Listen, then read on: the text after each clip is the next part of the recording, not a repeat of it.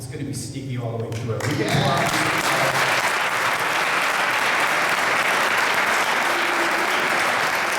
The way the world is today, it's just we needed a clear path to this day one. Like when you came to you, that's when it should have been announced. Because news or something talking about it, not when we're like August breaking ground. You know what I mean? It just doesn't feel right. My second question is, and I know this is a silly question, but will pets be allowed in these apartments? Okay, so where are they going to get walked? On the pavement of the apartment complex or in our neighborhood? And I've been living here for 12 years. I've seen, because there's so many police and fire people and nurses in our neighborhood, there's no patrol. I think I've seen 2 patrol cars in 12 years, but we don't really need it. But who's going to patrol to make sure that people are picking up their dog doodle? You know what I mean?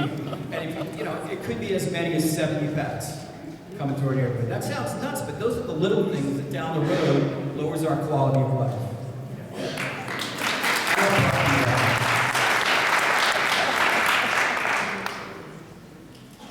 And if this does go through, which I'm sure it's going to, one way or another, can the people here tonight, can we be the ones to decide what the name's going to be?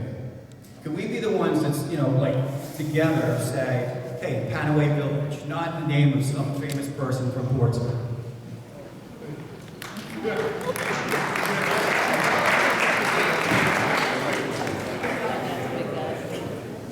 Thanks, Steve. Go right behind you. Just on when we get to a point of having a conversation, this is not, I would say, right here is too sneaky. We got the whole neighborhood here. We're listening to the whole neighborhood. We put signs. Some councilors knocked on doors. Your neighbors have knocked on doors. This, in order to see whether or not it's a project that's worth pursuing, there's some studies that have to happen before that. Other than the PHA? In terms of land, in terms of site work and whether or not this could be, traffic studies still have to go on. But there has to be some work to go into seeing if this is viable to get people, I would say, almost universally ticked off, and to see if is this something that we can do. And then we wanted to talk to you and hear from you. And I can assure you, and there's folks in here that like me, there's folks that have lost the vote. What's that? Yeah, I know. And we're going to hear from the people, but I'm explaining, the question was, why is this here happening now when it's already a done deal? It's not a done deal. 2, it has to go through all this effort to get everybody out here to talk about it. It has to know that there's some links to it, to be able to good site selection, a good spot for building housing. Now, if it's a good spot for the neighborhood, I would say that is leaning, in terms of it's leaning to no, based on the clapping and the comments tonight. But we're here to listen and to hopefully make any project, because there's going to be a project at the Sherman. We're not just going to let a building fall into the earth in the city of Portsmouth. We either move off of the property, we sell it, private developer, something happens, but the city of Portsmouth isn't going to watch a building simply collapse. And so we have to figure out what to do next. And that's why we're here tonight. So I appreciate Steve. It's good to see you again. And remember you answering the door when I was knocking around at Super Bowl Sunday. So appreciate that. No, you just gotta talk into it and remember to hold. Can everybody hear me? Okay, I live at 700 Colonial Drive. My name is Missy Hathaway, and I am all for workforce housing, probably as much as PHA.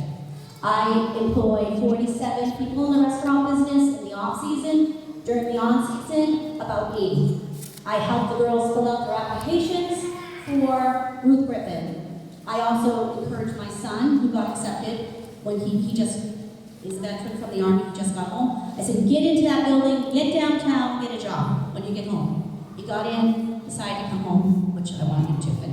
But I am all about workforce housing. I believe it's a need we have, and I'm not the person to say not in my backyard. That I'm just concerned with, like Steve is, I don't know you, but you have so many points that just came out of my head. I'm just concerned at the speed of this. Why are we not using the Jones Ave property? Why are we not, I know this property by Sweaterville. There's a lot of Portsmouth property that we don't all know about that could be used. I also went to Lafayette School when I was a kid. I didn't go to Sherburne. I've lived here for 20-something years, but I grew up on Middle Street. That Lafayette School building is beautiful. I think that's a great, it's 10 units, did you say? 10 units? That's a great spot. We need our softball field. There's a lot of reasons why this is not a great spot, and other spots are great spots. And then, the Ruth Griffin situation. I love Ruth. The building is beautiful, like beautiful. There's a lot of problems there. I don't know if you know that. I have 3 employees that live there. There are a lot of problems. Why are we rushing to get this job done so quickly? She can't use her stove, there's electrical, I don't even want to get going. There's a lot. I'm glad my son didn't move in there. So I'm just curious why, like Steve said, it just seems a little too quick. And I do believe we need it though, I'm not against it.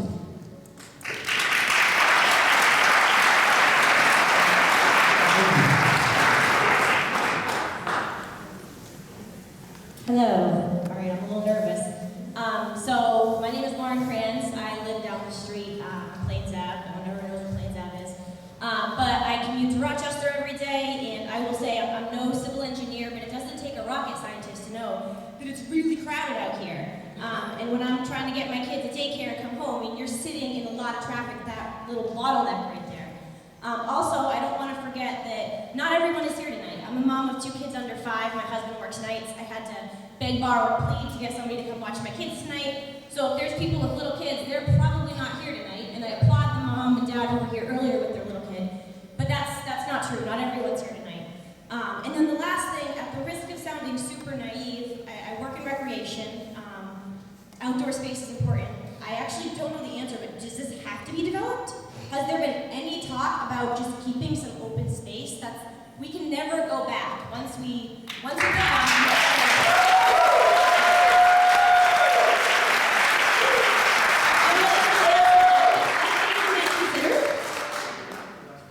has it even been considered to just not build on it? Is that a silly question? But do we have to build on it? I'm genuinely asking, do we have to build it? Yeah, can we keep the existing green space or look to enhance the green space? Because, look behind Calvary. I know that was private land and a private purchase, but that's gone. We can never get that back. So is that what's going to happen every time we open land? It's a unique opportunity for the city. Maybe we should think about keeping it open. Just my humble opinion.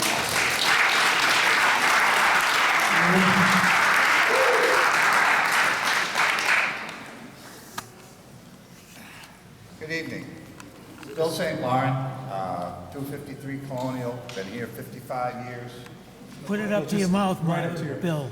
Sorry. Fantastic neighborhood. I know one thing, if I'd have known something like this was going in, I would have fought tooth and nail to keep the school so that wouldn't happen. But anyway, before we lose the room, and we are starting to lose the room, I wonder if it's possible if we could get our hands up about people who object to this project. I mean, everybody's not going to be able to speak, so we got a full house here that 5 voters in my house. that doesn't really care to have this project in there. And talking about the project, there's nothing out here. You put low-rent housing or workforce housing near malls or places where they can, because a lot of them don't have cars. And they walk there, like Gosling Meadows. They walk across and go to the supermarket. There's nothing out here. They want to get a gas station down the street down here. Other than that, I don't see the need of using this lot. First of all, as was kind of mentioned why not have an athletic center here?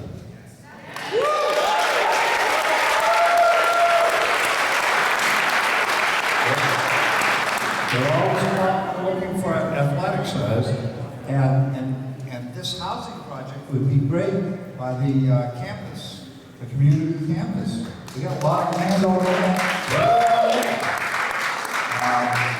One thing I'm going to really fight if you put that is you're not going to get that gate open. No. I know that would be a very big possibility. That would be the worst thing to open that road, because we've had a lot of safety without and privacy out here that we deserve to have that constantly, because neighborhood to neighborhood, people can get hurt. Now, I'm wondering why we're the only city in the area that has either workforce housing or low-rent housing. Bring the mic to your What's the mouth. difference between workforce housing and low-rent? Bring it to your mouth, We have Bill. Wamasett, we have Gosling Meadows, we have, I can't read mine.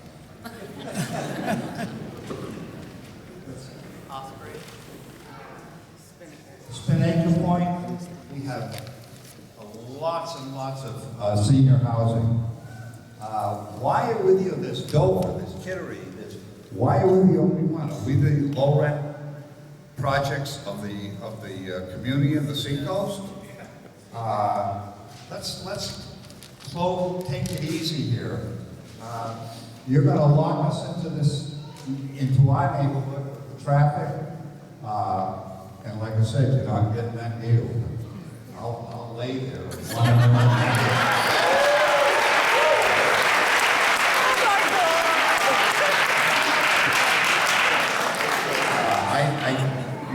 I won't be around much longer, but I want to keep it for you young people that are in here.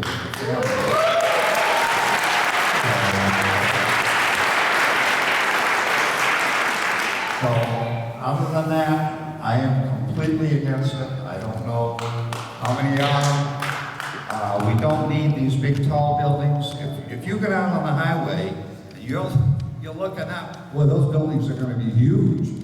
They're going to look like monsters. We just don't need this in here. It's too tight a neighborhood, and this is too tight a spot to be putting this something. Now we've got, like everybody's talking about, Liberty Mutual coming back, and we got one way out. Please don't take this off the agenda totally.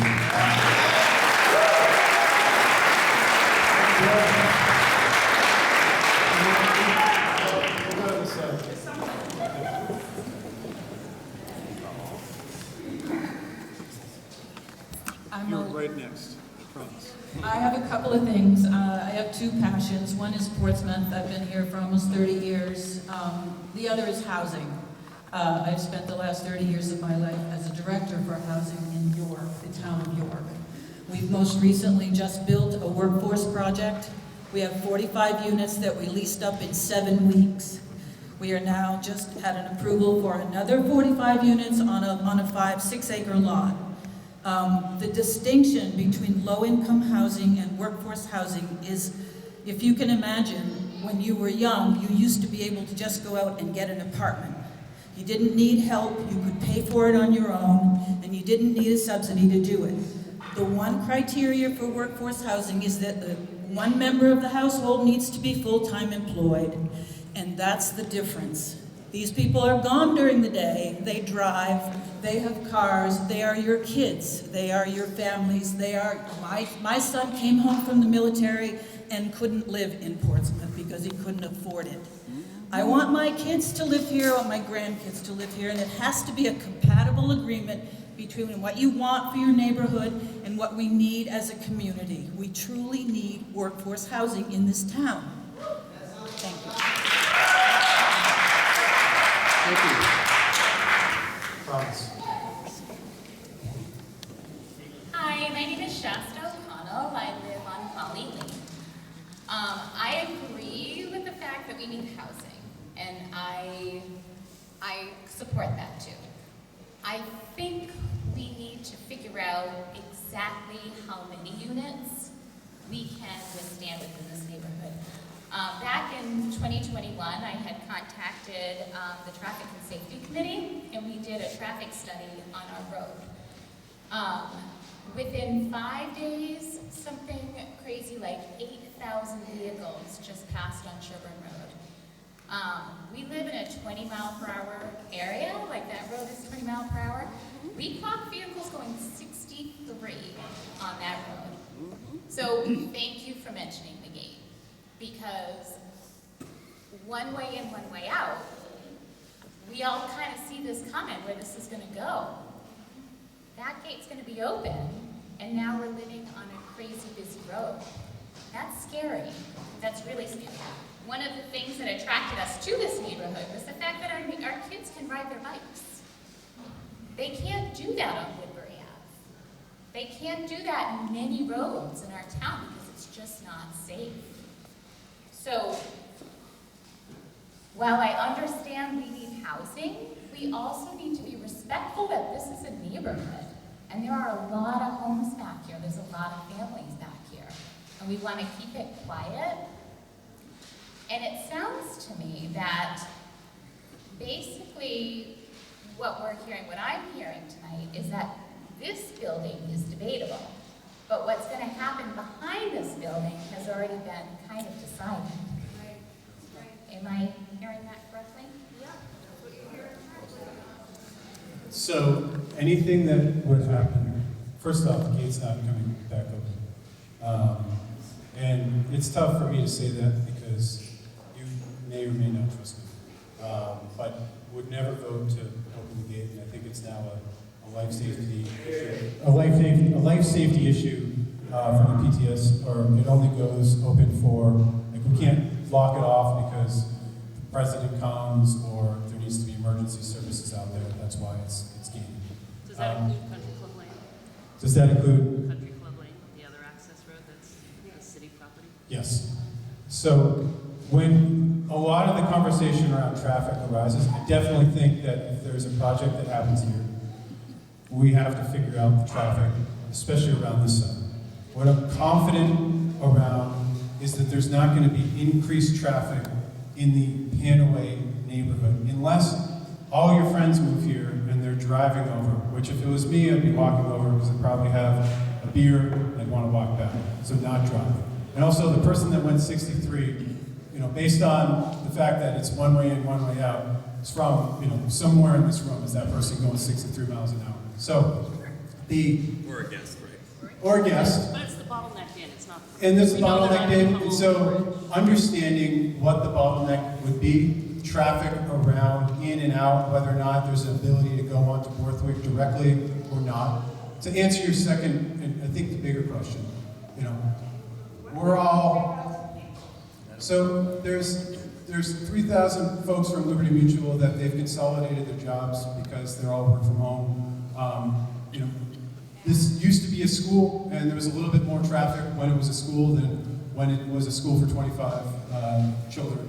But we are not decided on anything. That's the beauty of the civic process. And it's the beauty, you could, vote everybody out. And that's the other thing. So this is we're here to listen to the neighborhood.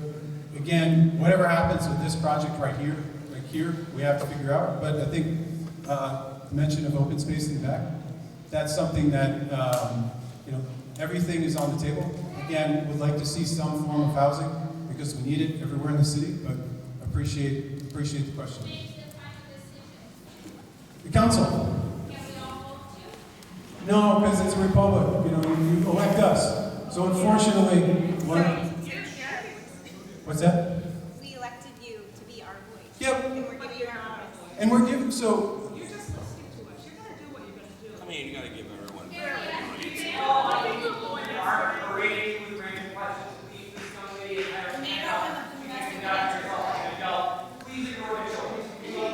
Well, listen, hey, listen, so I'll come over here, and, I'd like us to be as civil as possible. Like, I'm a guy who likes to to listen. I really wouldn't be in this job if I didn't want to make Portsmouth a great place to live. And so I want to listen. We all want to listen here. Going over here.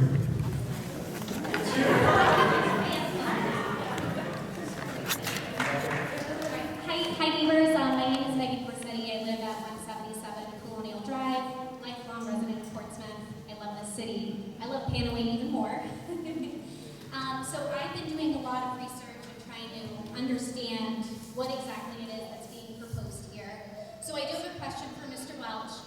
What exactly is the name of the tax credit or the grant that you are hoping to get approved for this proposal?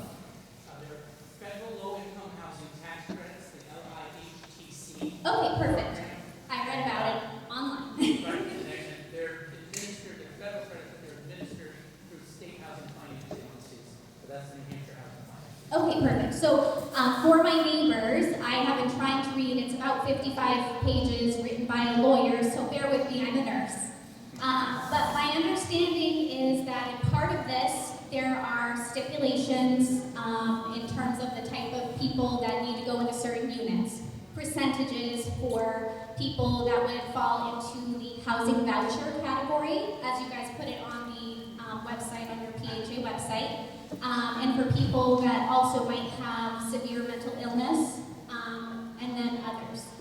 Another thing that I researched, and I'm going to call Laura with the low income housing tax credit program, she's the coordinator for that, so I will give her a call to answer more of my questions, because again, I don't know everything.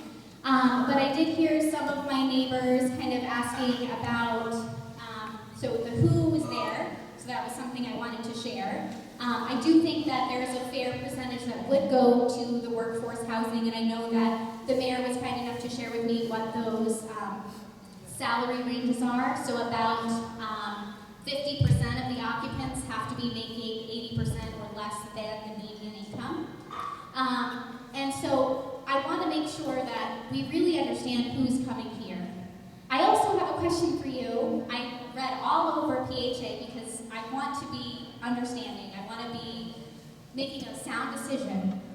Why are we using this tax credit to build off of the Gosling Meadows project that you guys, the Chariot, I think is the name, I might be misremembering, but in 2016 there was this big presentation, and it seems like you stole a lot of the ideas from that presentation and planted them here. And it sounds like a great thing there because there is already kind of a mix of retail and there is a mix of housing, and it sounds like an amazing thing there because it's going to make it so those people in that neighborhood can have access to maybe more health care, that they can have access to new jobs, that they can have just a safer neighborhood. It seems like they were really trying to use that as an opportunity to improve the neighborhood there. And then hearing from my neighbors, we're feeling like putting a 4-story apartment building, which again, to educate myself, I drove by the West End Yards that this has been saying it's going to be like. I feel so small. These are single-family homes, most of them 875 square feet. They were built tiny, and they're amazing, and we love them. And a lot of people have done great things to their homes here, but I think it's important that we make sure we are covering all of our bases here. I don't want us to move too quickly, and to what Lauren said, you know, we can't move too quickly because once it's done and once the city signs over the keys and this property that's like $6 million or whatever it's worth, I don't know, but it's gone and we can never do anything with it.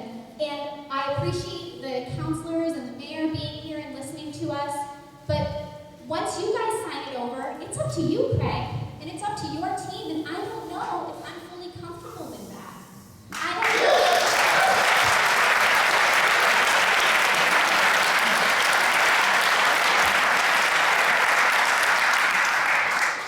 I think that the PHA has done a lot of really great things, and I think that the idea in itself is a good one, but I think we need to slow down, and I think we need to really think about what makes the most sense, because if somebody's going to walk to the closest coast bus stop, they're going to have to go over our atrocious sidewalks on the front of Orchard Park.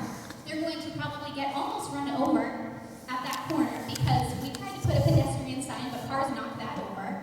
I work at the hospital. I've thought about walking there, but then I go, well, I think I'd like to arrive to work alive today. So I think that's something that we need to do. And I appreciate this forum. I appreciate all the things that my neighbors have said. So many of you have asked the same questions that I've had. I wanted to share with you some of the research that I did, and I'll continue to share the research that I do because questions need to be answered. Thank you.